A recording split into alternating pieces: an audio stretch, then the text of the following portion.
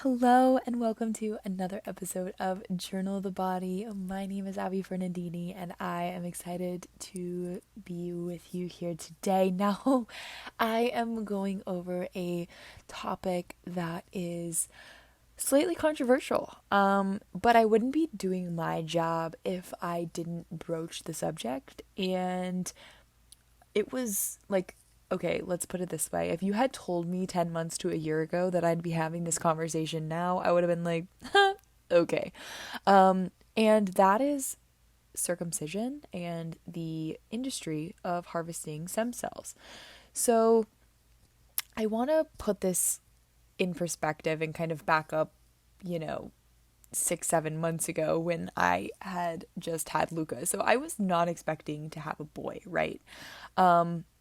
I obviously chose a home birth for a particular reason, and that was because I got to make all of the decisions. I got to choose whether he had antibiotic ointment put in his eyes, whether or not I wanted to be transferred to a hospital if I had complications. And of course, the reason I chose a home birth was because I wanted to avoid that type of stuff. I didn't want to get induced. I didn't want, these different facets that tend to come with the medical model. And that also really served me in the postpartum phase and in choosing and making very informed decisions for my son. Okay, so having a home birth, things are a little bit different in terms of you have to jump through more hoops. You've got to get them registered with Social Security and, get their different birth certificates, and you have to, if you want to get them circumcised, for example, you have to go to a pediatrician who then refers you to a specialist, and then you get to actually do the procedure. And the idea is that you're doing that 2 to 3 weeks within the birth, right? Whereas if you're doing a hospital birth, a lot of that stuff is pretty seamless. They have somebody, that is there that'll do it for you. It's, you kind of really don't think twice about it. And what I'm going to say is circumcision has become this very cultural thing in America. It really stems from, I would say, biblical teachings, Christianity. It's very much so rooted. And it is, it's one of the oldest surgeries in existence. And so there hasn't been, I would say, a lot of questioning around it. For at least myself and probably the community that I'm in, it was just a standard practice for young men. Now, as I got older and I experienced different cultures and, South America, one of the, biggest religions is Christianity, and in South America, and they're not really circumcising in like we do in the US, in South America, in Europe, in Asia. Like, it is very much so pretty much an American specific standard, okay? And I want to talk today about circumcision, why they quote unquote do it, why it became so popular here in the US, the medical model that supports this, the insurance companies, what happens with these stem cells after the fact, and why do we need to be talking about this a little bit more in depth. Okay, so let's start out with the fact that I am not judging anybody for the decisions they make. If you make the decision that you make as a family for a religious or cultural reason, I 100% say you do what's best for you and your family. Just like I say, I will do what's best for myself and my family, and there will be no judgment passed. Now, I bring this particular topic up because what I think happens a lot of times in scenarios like this is the average, I would say American family, or the family that goes into the hospital, has a baby boy, or just a baby in general. All of these procedures and different practices, etc., really get pushed on the family, and they just kind of accept it as, oh yeah, this is pretty standard, right? Whereas this particular topic, I feel like I can shed some light on the four pay for service type of medical model that we have that a lot of other countries in the world do not have, why things like pharmaceuticals get so pushed so easily and can be advertised. We are the only country in the world that actually allows advertisements for pharmaceuticals, which is pretty absurd when you think about it. And I'm going to talk a little bit more about the insurance model and really just kind of dig into a lot of things that I don't think people realize, because with things like foreskin of the child or things like the placenta of the mother when she delivers, those are quote unquote discarded as medical waste. So they're looked at as such. They're not necessarily being disclosed that they're going to be, I would say they're not going to be directly disclosed or directly told. Families, are not going to be directly told that other things could potentially be happening with these byproducts, these tissue byproducts. Okay, so that's what I want to talk today about. And I'd say, if nothing else, I can just give you some more data and some more, insight into the flawed medical model that we have as Americans. And I really hope that this answers any questions that you may have. If you're having a baby boy, hopefully maybe this helps you make a decision that works best for you and your family. So yeah, let's get into it. Let's just first off say that stem cell research is incredible. Okay? I want to start off with that because I don't want people to get the wrong idea that I'm so anti biomedical advancements or this or that, because that is really simply not the case. Okay? Stem cell therapy, stem cell culturing, and helping, again, medical research that's going and revolving around things like damaged tissue and organs and the repairs, etc. This stuff is all incredible, okay? But I think that there is a line that may need to be drawn at certain points, or may need the families of these babies to just understand the full scope of,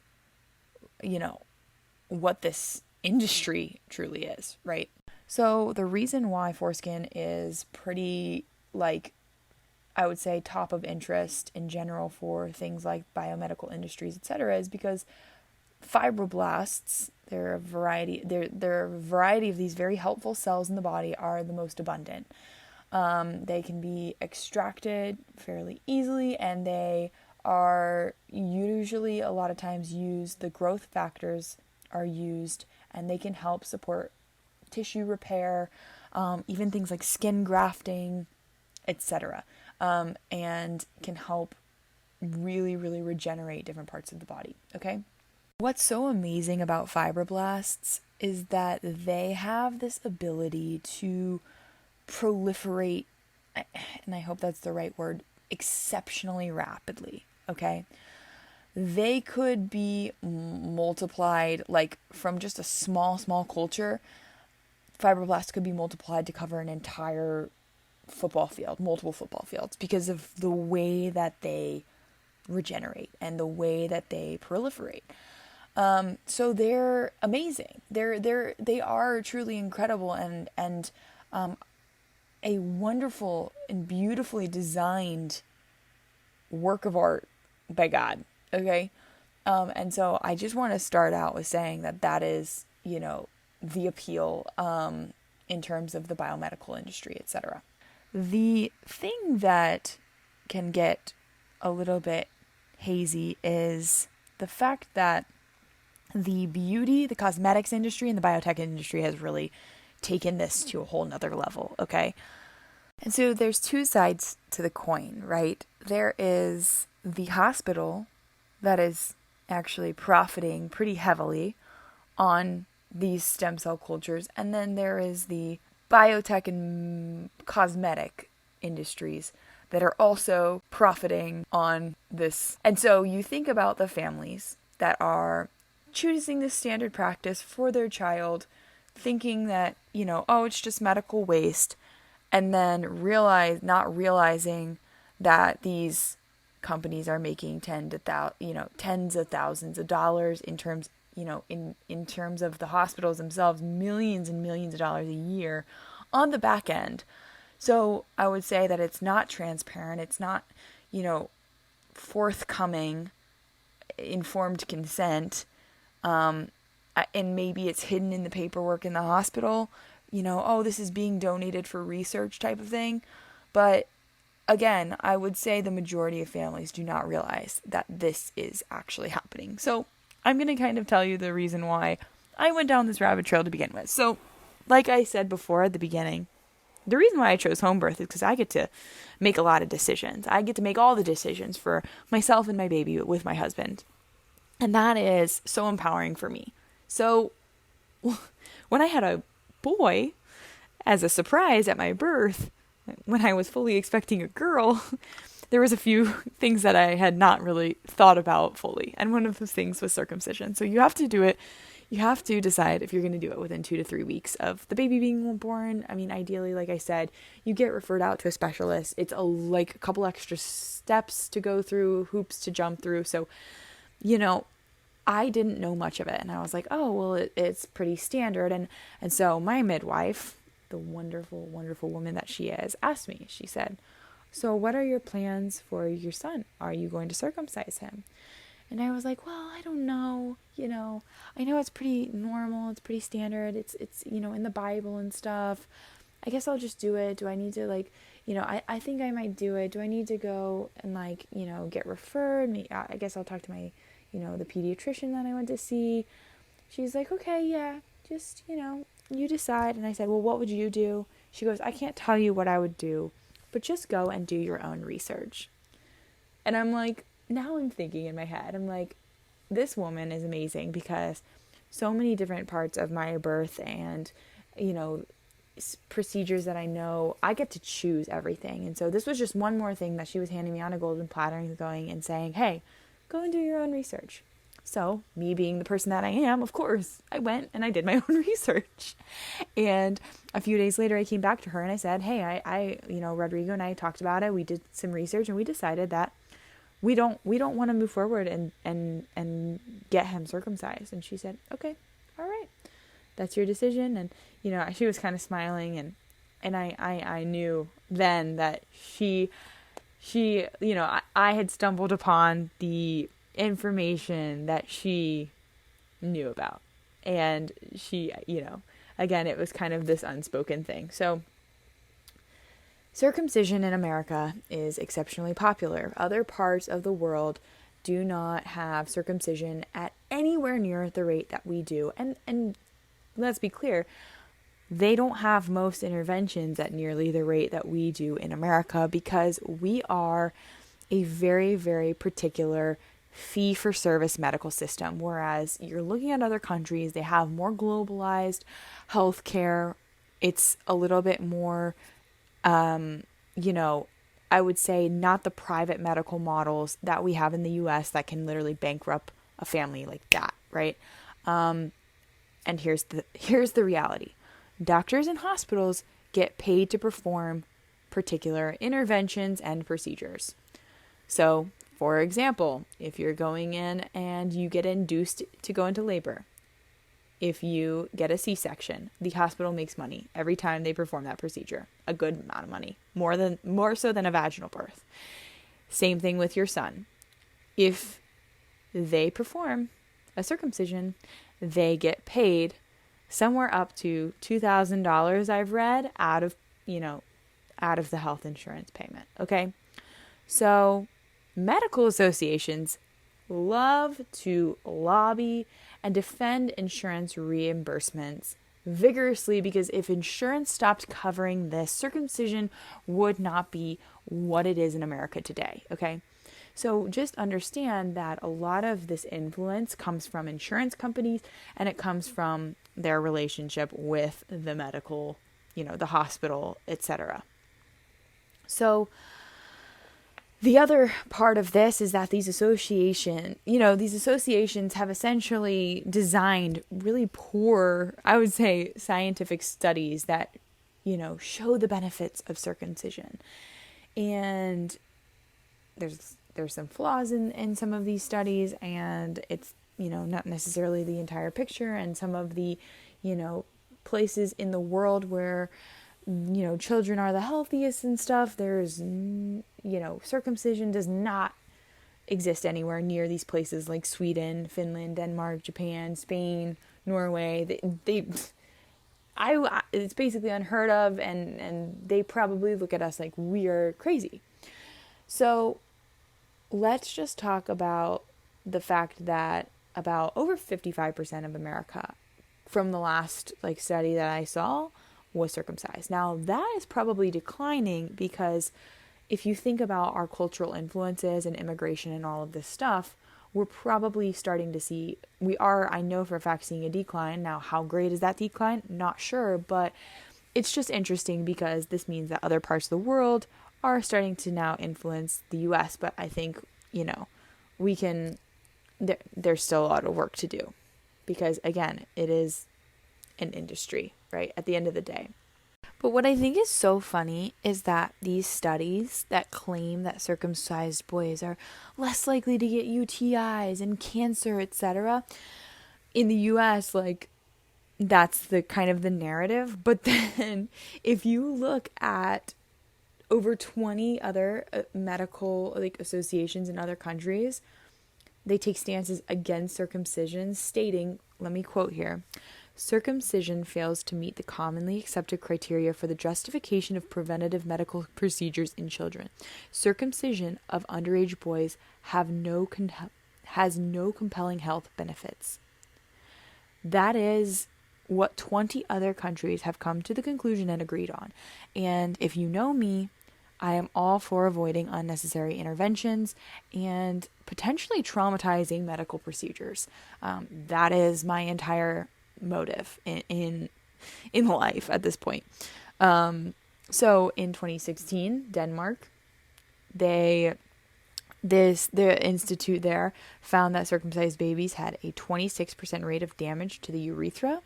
Another 2018 study of pediatric urology, Societies of Pediatric Urology, found 11.5% rate of severe complications in circumcision. And then there was other studies that showcased long-term psychological harm, even in babies, that can be caused by circumcision pain and trauma. And it can go as far as to CPTSD as a pretty common side effect. So it's just really frustrating to know that the doctors get paid every single time they circumcise an infant, and then if there's an issue or a complication with the procedure, then they're referring out to a urologist to be paid more money to fix the procedure that was unnecessary to begin with. And I think that that's really what gets me to begin with, because it's traumatizing for the child in some ways, and it's they're profiting off of this essentially. It's and in my opinion, it kind of feels like it sounds bad, but it feels like exploitation in some ways, because you don't realize that the medical system is profiting so heavily on this particular tissue. And let's put that into perspective. So one of the companies that uses these neonatal fibroblasts, they sell 1 millimeter of this stuff, frozen neonatal fibroblasts, for $440 each. Are you kidding me? That is insane to me. So it's highly, highly profitable. And again, I'm all for the advancement of biomedical research and, things like organ and tissue repair. But here is what made me really, really angry. And you may have heard about this, but there was things coming out about celebrities getting facials that had these foreskin cells in them, okay? And it basically became quote unquote popular. Sandra Bullock and Kate Blanchett both made headlines saying publicly that their faces were due to these facials that they were getting. And they were very blunt about the types of facials they were getting. And it was pretty disturbing. They were paying $650 plus for a facial. Vogue ended up covering it. Vice was reporting on it. People magazine. Oprah Winfrey was criticized for endorsing the skincare company, SkinMedica, that is like its main product is using these neonatal fibroblasts from the foreskin, basically being harvested, and they were using them in their products. And these products are expensive. So basically the whole cosmetics industry has jumped on this. These treatments are exceptionally expensive. And then you look at the families, and the families of these babies don't even know that this is what's happening. It's kind of strange to me. It feels very wrong. It feels off, and it feels like a form of exploitation. And to just continue with this guy who I had been reading some of this stuff from, he found a company called Organogenesis, and they're licensed to sell all over the place. And their company is valued at $673 million. Okay.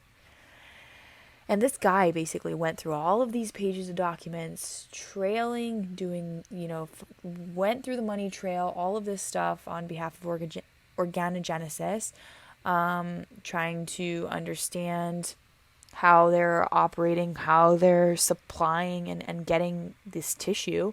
And they found 3 different hospitals, and he found the agreements between these 3 different hospitals and Organogenesis and the sale of infant foreskin tissue and how it was being done, essentially, and how much money the hospitals were making, the clinics were making, and how much money this company was essentially making, unbeknownst to pretty much anybody who's gone into these clinics.